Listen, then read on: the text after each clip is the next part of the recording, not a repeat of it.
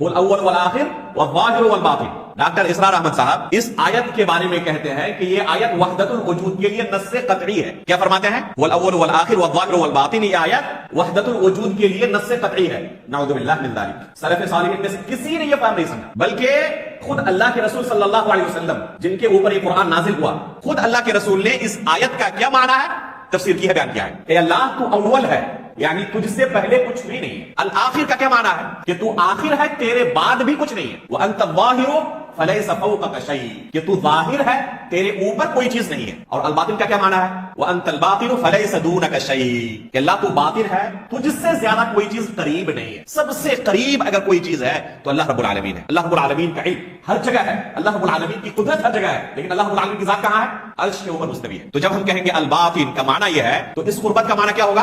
अपनी कुव्वत के एतबार से, अपने इल्म के एतबार से अल्लाह रब्बुल आलमीन से करीब कुछ भी नहीं है।